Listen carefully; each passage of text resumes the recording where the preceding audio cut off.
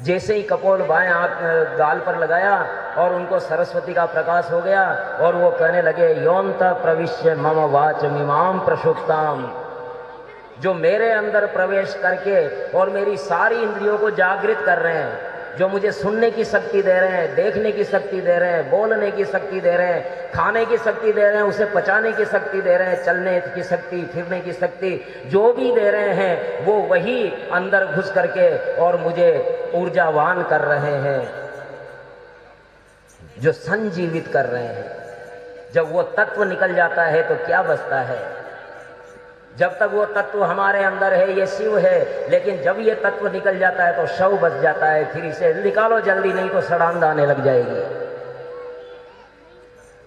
तो वो परम तत्व जो मेरे रोम रोम में घुस करके और मुझे ऊर्जा प्रदान कर रहा है, जो मुझे जीवनी शक्ति दे रहा है, जो मुझे संजीवित कर रहा है, उन चरणों को मैं प्रणाम करता हूं, उन प्राण रूपी परमेश्वर को मैं प्रणाम करता हूं। और इस प्रकार 40 श्लोकों में ध्रुव जी बड़ी सार गर्भित स्तुति करते हैं।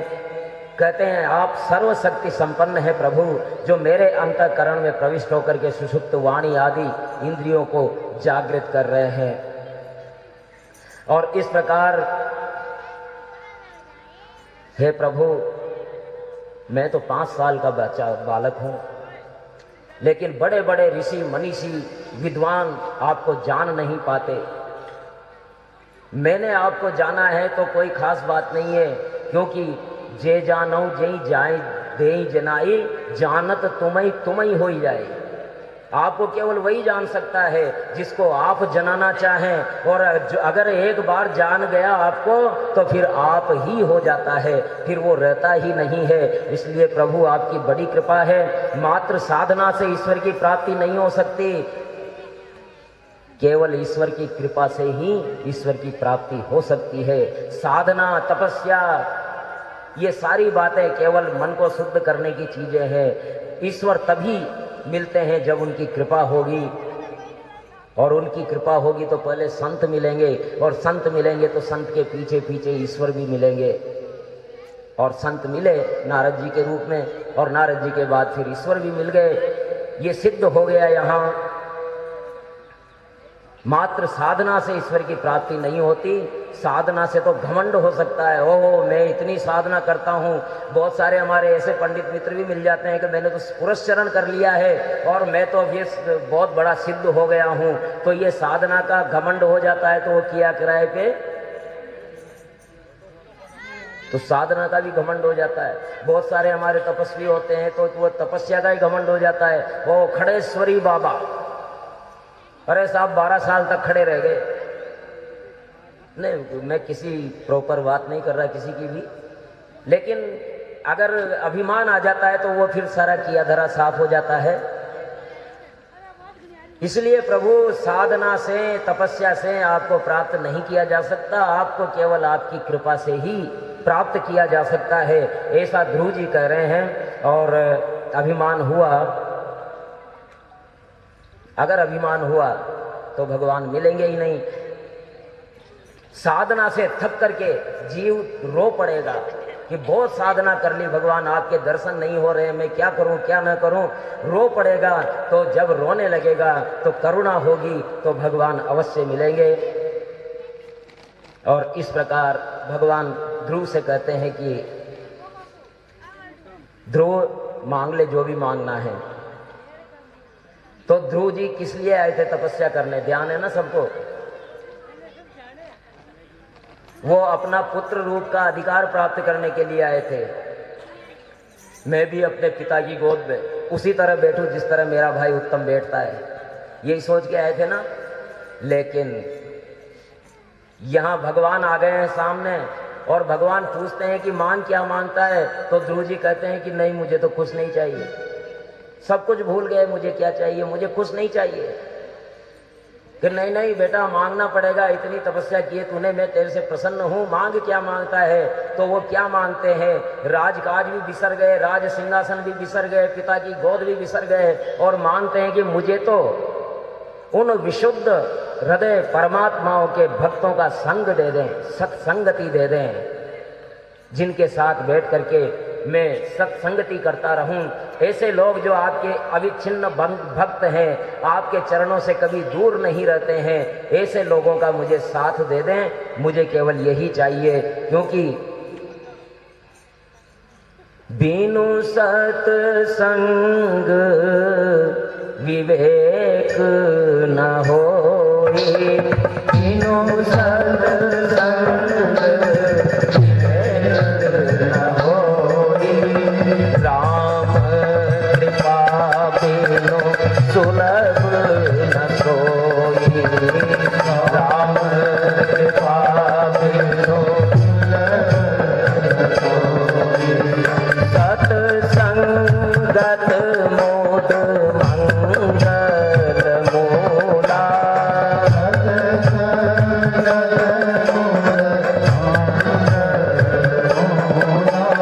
सो फल सिद्धि सब साधन भूला, सोई फल सिद्धि सब साधन भूला। सत्संग के विवेक नहीं होता, और भगवान राम की कृपा के बिना ये सत्संगति मिलती नहीं है। और सत्संगत मूड मंगल मूल है, मंगल का मूल है, और सात साधनों का शूल है। साधन तभी फलते हैं। इसलिए अगर दुष्ट व्यक्ति, मूर्ख व्यक्ति भी अगर सत्संग में बैठ जाता है तो वो सुधर जाता है। सत सुध रही सत्संग पाई,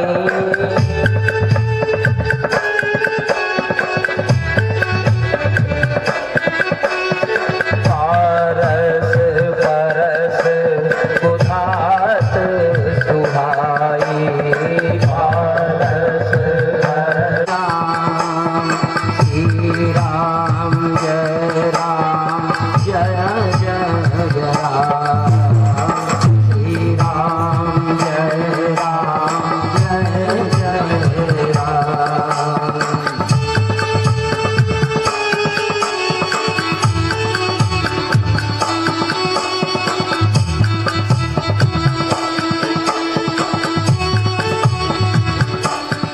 इसलिए है प्रभु, मुझे केवल संतों की संगति चाहिए और कुछ नहीं चाहिए। भगवान ने कहा कि मैं तेरी भक्ति से प्रसन्न हूँ रे, मांग ले जो भी मांगता है। ध्रुव ने सोचा कि मैं बालक क्या मांगू, भगवान पर ही छोड़ दिया। जो भी तुम इच्छा हो जो दे दो, और मैं जो आपको प्रिय हो मुझे दे दे। भगवान ने कहा तू कुछ कल्प तक अपने राज्य का शासन कर, बाद में अपने धाम को मैं ले चलूंगा। ध्रुव ने कहा राजा बना तो मैं माया से गिर जाऊंगा, इसलिए मैं राजा नहीं बनना चाहता। हे प्रभु, माया में नहीं फंसना चाहता। भगवान ने कहा कि मेरी कृपा से मिला हुआ राज्य तुझे बांध नहीं सकेगा, इसलिए हे ध्रुव निश्चिंत होकर के तू अपने राज्य में जा। और इस प्रकार ध्रुव अपने गांव में जाते हैं। पिता को पता लगा कि मेरा ध्रुव आ रहा है, तो फिर वो बड़े सारे राजकीय सम्मान के साथ ध्रुव को लेने आ जाते हैं। और राजा खुद कहते हैं स्वागतम पुत्रा सुस्वागतम पुत्रा, स्वागतम पुत्रा सुस्वागतम पुत्रा। पिता कहता है अपने पुत्र का स्वागत करते हुए, बेटा 5 वर्ष की आयु में तू वो करके आ रहा है जो लोग 500 वर्ष जन्मों में नहीं कर पाते। आज मैं धन्य हो गया। हे पुत्र, मैं आपका स्वागत करता हूँ। इसी प्रकार नगर की जनता स्वागत करती है। स्वागतम भक्ता स्वागतम भक्ता, स्वागतम भक्ता स्वागतम भक्ता, स्वागतम पुत्रा सुस्वागतम पुत्रा, स्वागतम पुत्रा स्वागतम पुत्रा, स्वागतम पुत्रा सुस्वागतम पुत्रा, स्वागतम पुत्रा स्वागतम पुत्रा, स्वागतम पुत्रा।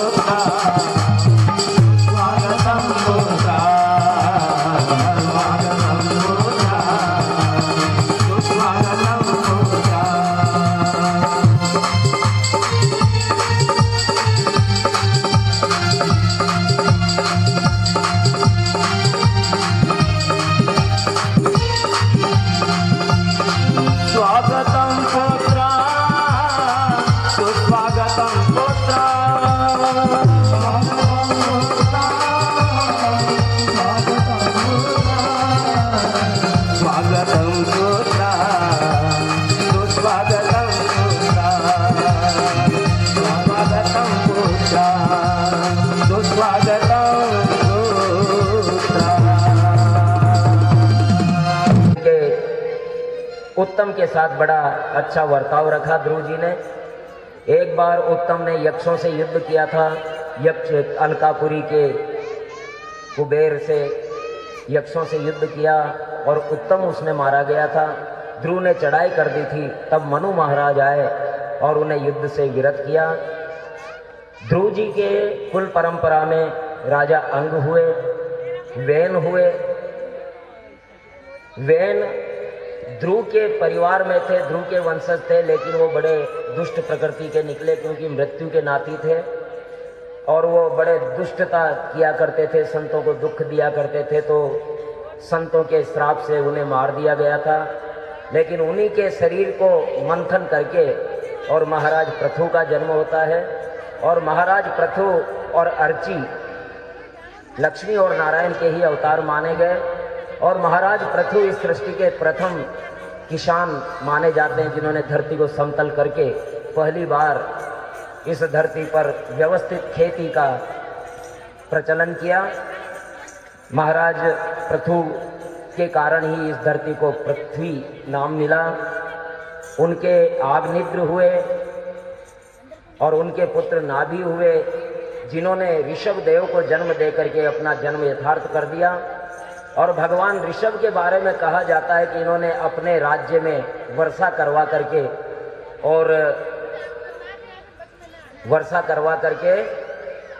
और इंद्र को भी एक तरह से पराजित कर दिया था। इंद्र की पुत्री जयंती से इनका विवाह हुआ था। इनके 100 पुत्र थे, उनमें से एक थे महाराज चक्रवर्ती सम्राट भरत और वो राज ऋषि भरत के रूप में जाने जाते हैं। राज ऋषि भरत के नाम से ही इस भारतवर्ष का नाम भारतवर्ष माना जाता है। भरत के 5 पुत्र थे, सुमति, राष्ट्रभृत, तेजस्वी, सुदर्शन, आवरण और धूम्रकेतु। सभी पिता तुल्य तेजस्वी थे। अनेक प्रकार के यज्ञों को किया भरत ने। कण कण में वो भगवान के दर्शन किया करते थे। 1 करोड़ वर्ष तक राज्य का उपभोग करके राज लक्ष्मी का साम्राज्य तिनके की तरह त्याग करके भरत जी जंगल में चले गए थे। इस क्षेत्र में रहने वाले भक्तों पर भगवान का बड़ा वात्सल्य है। निकट ही चक्र नदी गंडकी बहती है। नेपाल की बात है ये। जिस गंडकी नदी से शालिग्राम शिलाएं निकलती है, वहाँ उस क्षेत्र को पवित्र करती हुई गंडकी नदी बहती है। वहीं भगवान भरत जी ने अपना कुटिया बना ली, वहीं रहने लगे। भगवान सूर्य को कर्म फलदायक मान करके भगवान सूर्य की संध्या वंदनादि से पूजा करते और अपना उपासना पद्धति वहाँ करने लगे। एक बार की बात है कि भरत जी गंडकी में स्नान करके नित्य नैमित्तिक कर्म कर रहे थे। प्रणव जाप करते 3 मुहूर्त धारा में स्थित रहे। उसी समय गर्भिणी हरिणी प्यास से व्याकुल होकर के जल पीने नदी के तट पर आ गई। अभी उसकी प्यास बुझी भी न थी कि पास ही उसे सिंह के गर्जने की ध्वनि सुनाई दी। मृगी ने डर के मारे नदी में छलांग लगा दी, लेकिन उस छलांग से जो जोर लगा तो उसमें गर्भ में जो बच्चा था हिरण का, वो नदी की धारा में गिर गया और बहता बहता बहता भरत जी के हाथों में पहुंच गया। राज ऋषि भरत ने देखा कि हरिणी का बच्चा नदी प्रवाह में बह रहा है। दया करके उस मातृहीन बच्चे को अपने आश्रम में ले आए और वो आश्रम पर ले आए और खाने पीने व्याघ्रादि से बचाने लड़ाने इसी चिंता में रह गए। अब वो हिरण का बच्चा ही उनका सब कुछ था। हिरण के बच्चे की चिंता में ही वो खोए रहते। मेरे हिरण के बच्चे ने पानी पिया कि नहीं पिया, खाना खाया कि नहीं खाया। अगर गंडकी नदी में जल भी लेने जाते तो उसको कंधे पे बिठा करके लेकर के जाते, कहीं कोई शेर वगैरह खाने जाए। वहाँ जाते संध्या वंदन करते तो वो तो संध्या में आंख मूंद करके करते और इधर से आकर के वो मुंह लगा देता उनके पुष्पों के, बिल्व पत्रों के, तो वो दकाल देता है कि हे, तो शरारती बच्चे की तरह एक कोने में जाकर के टुकुर टुकुर देखने लग जाता। तो भरत जी महाराज हंसने लग जाते, बड़ा प्रेम कर रहे हैं। अब उस हिरण के बच्चे के रख रखाव में ही उनके सारे संध्या वंदनादि साधना सब छूटने लगे। अब भरत जी को यही विचार रहने लगा, मेरा हिरण का बच्चा कैसा है, क्या है। इसी विचार में वो रहते रहते प्रकृति ने इसे अपने बंधुओं से दूर मेरी शरण में पहुंचा दिया। अब इसका तो माँ बाप भाई बंधु जो भी हूं मैं ही हूं। इस प्रकार परोपकार करते करते महात्मा भरत कब आसक्ति में बंध गए ये पता ही नहीं लगा। सोते उठते बैठते जागते एक ही बात, बस वो भरत, वो हिरण का बच्चा ही हिरण का बच्चा। जब उन्हें कुछ पुष्प समिधा फल मूलादि लाने होते तो भेड़िए कुत्तों के भय से उसे गोद में साथ लेकर के जाते। यानी भरत जी हैं तो इसका मतलब वो हिरण का बच्चा उनके साथ ही है, भले वो कभी भी है कैसे भी है, सोएंगे तो भी पास में ही लेकर के सोएंगे। एक बार क्या होता है कि वो थोड़ा बड़ा हो गया बच्चा, उछलने फुदकने लग गया। अब भरत जी कहीं संध्या वंदन में रह गए, वो बाहर निकल गया तो वो हिरणों का झुंड आया, उस झुंड के साथ वो चला गया।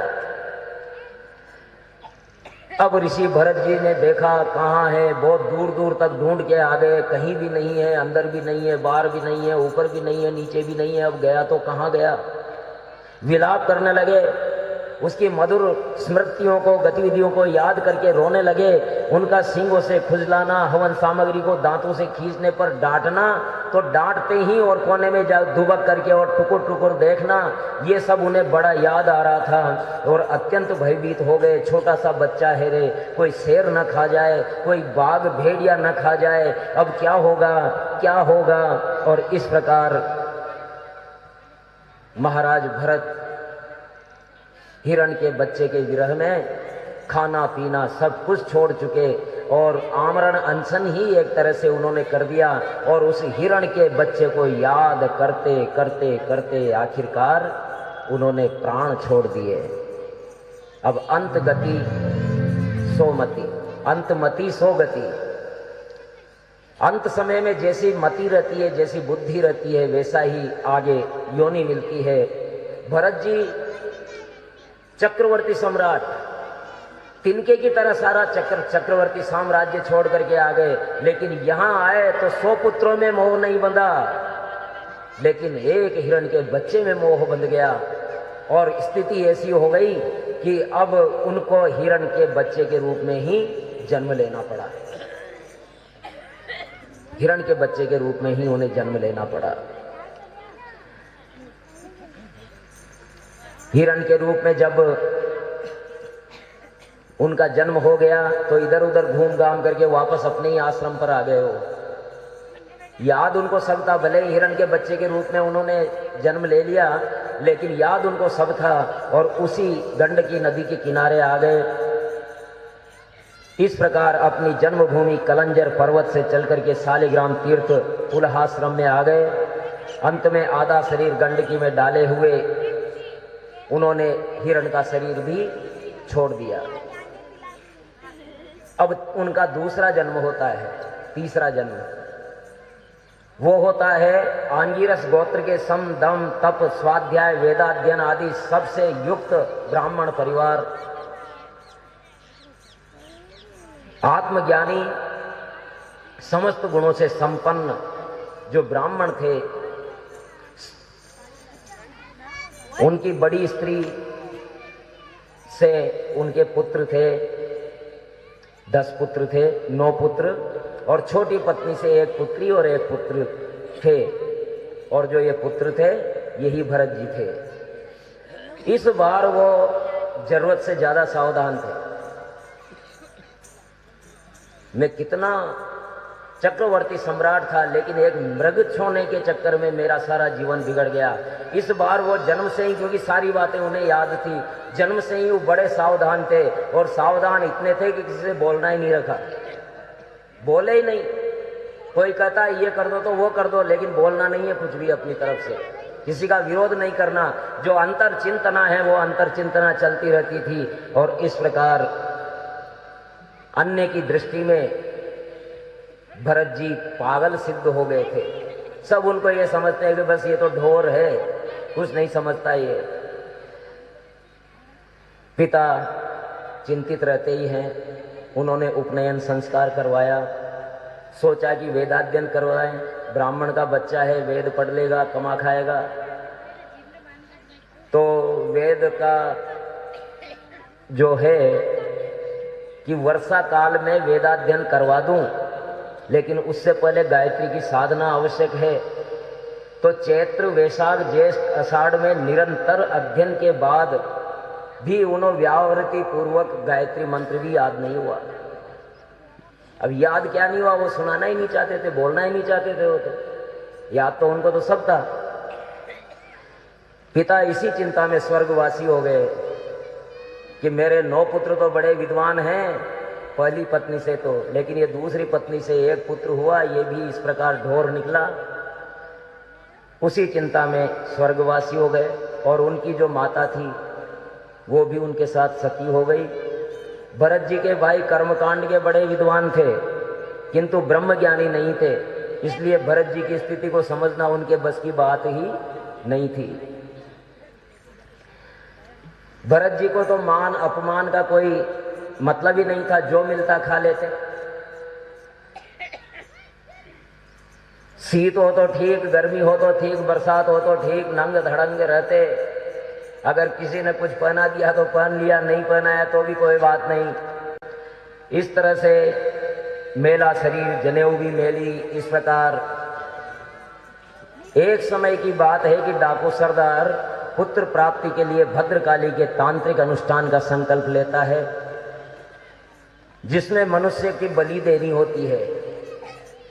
जो पुरुष बलि है तो बांध रखा था, वो किसी तरह से अपना बंधन छुड़ा करके भाग गया।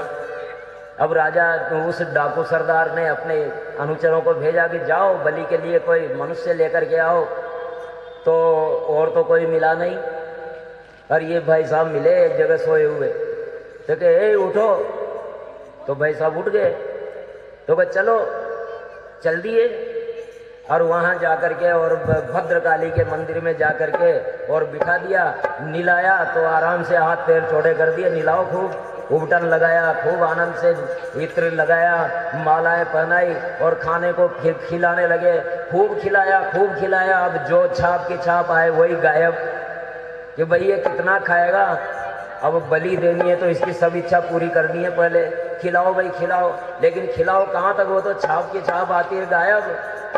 तो फिर उस सरदार ने कहा कि अरे छोड़ो इसको, ये यही मर जाएगा पहले से ही, इसलिए इसको अब मत खिलाओ, बहुत है। तो भाई बहुत है तो बहुत है। फिर निला दिया उनको और बलि की स्थिति में आ गए। ढोल मृदंग आदि बजने लगे।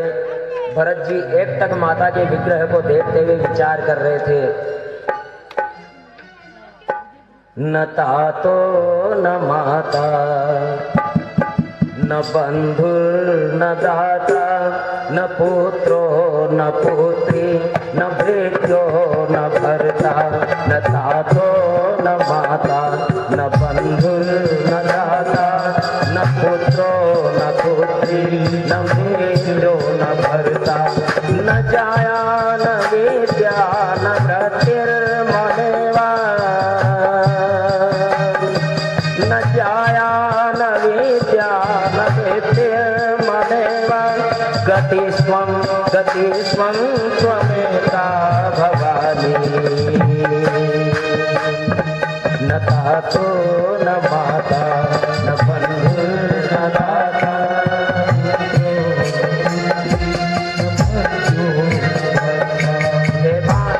न मेरा कोई पिता है, न बंधु है, न भ्राता है, कुछ भी नहीं है। मैं चाहता हूं कि मेरी गति केवल आपके चरणों में, आपके चरणों में, आपके चरणों में रहे।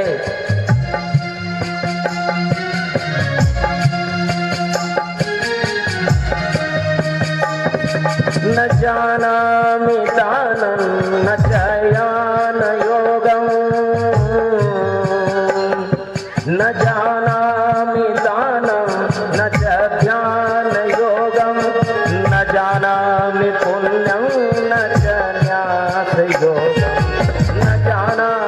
पुण्यं न जन्यासयोगं न जानामि मोक्षं लयं वा कदाचित्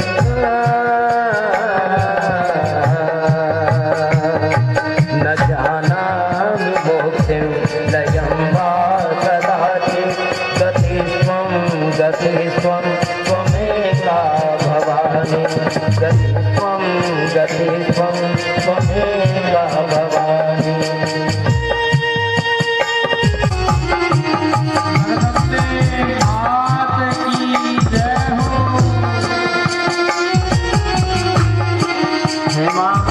न मैं दान जानता हूँ, न ध्यान योग जानता हूँ, न पुण्य पाप जानता हूँ, मैं कुछ नहीं जानता, न मुक्ति जानता हूँ, न लय जानता हूँ। मैं केवल एक बात जानता हूँ कि मेरा मन केवल आपके चरणों में, मेरी गति केवल आपकी गति हो, आपकी गति हो, आपकी गति हो, चाहे मैं कैसे भी रहूँ। विवादे विषादे प्रमादे प्रवासे जले जानने पर्वते सुमते विवादे विषादे प्रमादे प्रवासे जले जानने पर्वते सुमते अरण्ये शरण्ये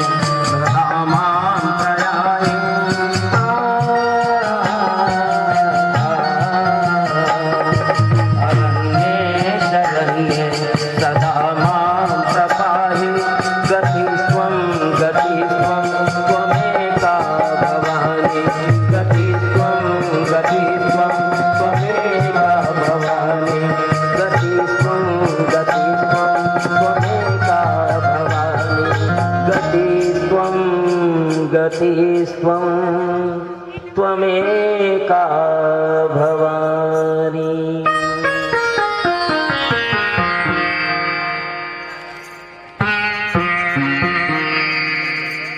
विवाद हो, विषाद हो, प्रमाद हो, प्रवास हो, जल में हो या अग्नि में हो, पर्वत पे हो या शत्रुओं से घिरा हुआ हो, जंगल में हो या कहीं भी हो, मैं आपकी शरण में रहूं। हे माँ, मुझे आपकी गति चाहिए, आपकी गति चाहिए। भद्रकाली के चरणों में सामने सिर नीचा करके बेटे भरत का सिर काटने के लिए दस्यु राज पुरोहित बने लुटेरे ने देवी के मंत्रों से अभिमंत्रित तीक्ष्ण खड्ग उठाया। जैसे ही वार किया, भयंकर कुकर्म अपने लिए होता हुआ देखा जब भद्रकाली ने, तो भद्रकाली की मूर्ति से और भद्रकाली साक्षात प्रकट हो जाती है और तड़क करके और खड्ग उठा करके आंखों से चेहरा विकराल भयानक ऐसा लग रहा था जैसे वे पूरी सृष्टि को खा जाएगी, संहार कर डालेगी। और उन्होंने क्रोध से तड़क कर भीषण अट्टहास किया। उछलकर अभिमंत्रित खड्ग अपने हाथ में ले लिया। भरत जी हाथ जोड़ करके स्तुति करने लगे, हे माँ, बोलिए जगदम्बे मात की। और वो सारी तलवार से और सारे दस्युओं को नाश कर देती है और खून की होली खेल करके उनके मस्तकों से गेंद खेलने लगती है। और भरत जी हाथ जोड़ करके कहते हैं, जय जय जय जय जाप जय जय शब्द पर स्तुति पर विष्णु नुते झिणी झिणी झिणी झिणी झिणी झिणी झिंगतनूपुर झिंगित मोहते झिणी झिणी झिणी झिणी झिंगतनूपुर झिंगित मोहित भूतरते उन्नति नटार्थ नति नट नायक नायक नाटित नूपुरते जय जय है महिषासुर मर्दिनी रम्यक पर्दिनी शैलसुते जय जय है महिषासुर मर्दिनी रम्यक पर्दिनी शैलसुते जय जय जय जय